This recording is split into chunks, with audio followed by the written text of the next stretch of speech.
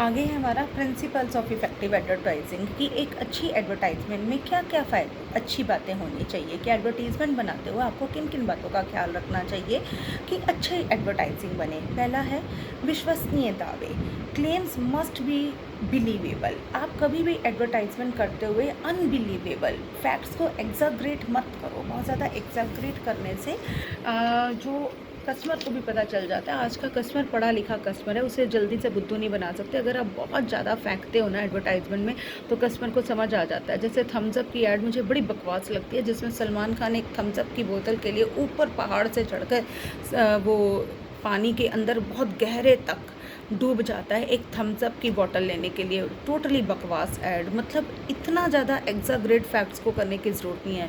एक स्प्राइट पीने से लड़की पट रही है, क्लोज़अप की ठंडी ताजगी इतनी ज़्यादा है कि दूर किसी को पता चल गया कि वो क्लोज़अप सुबह करके आया है। माय गुडनेस, तो ऐसे नहीं होना चाहिए, ठीक है। तो आपको बिलीवेबल फैक्ट देना चाहिए, जैसे कि आप सिर दर्द की दवाई का एडवर्टीज़मेंट दे रहे हो तो आप कुछ लेबॉर्ट्री का टेस्टिंग दे सकते हो। जैसे मैंने घड़ी डिटर्जेंट पाउडर में देखा है कि वो लेबॉर्ट्री टेस्ट साथ दिखाते हैं, सेंसोडाइन वाले, साथ में डेंटिस्ट से वो ऐड करवा रहे हैं कि ये डॉक्टर है और ये डॉक्टर ये रिकमेंड कर रहा है।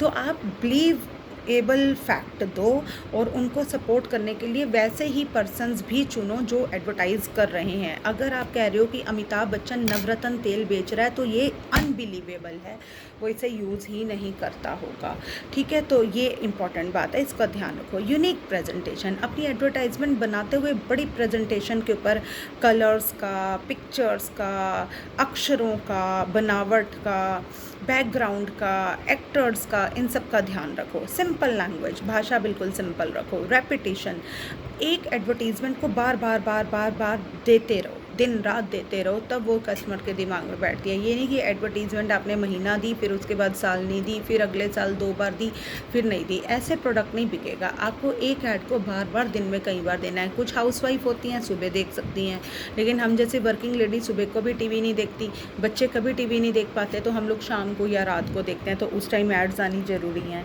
तो that means repetition of advertising is must, ठीक है। उसके बाद डायरेक्टेड टू कस्टमर, हमेशा कस्टमर को टारगेट करके ऐड बनानी चाहिए, ना कि होलसेलर और रिटेलर को टारगेट करके बनानी चाहिए, क्योंकि अल्टीमेटली प्रोडक्ट किसने यूज़ करना है, कस्टमर ने। तो आप उनके हिसाब से एडवर्टीज़मेंट बनाइए। मैसेज भी इम्पॉर्टेंट फॉर रीडर, मैसेज जो होना चाहिए वो कन्विंसिंग मैसेज होना चाहिए कि पढ़ने वाला, सुनने वाला उसके ऊपर इजीली विश्वास कर ले, ठीक है।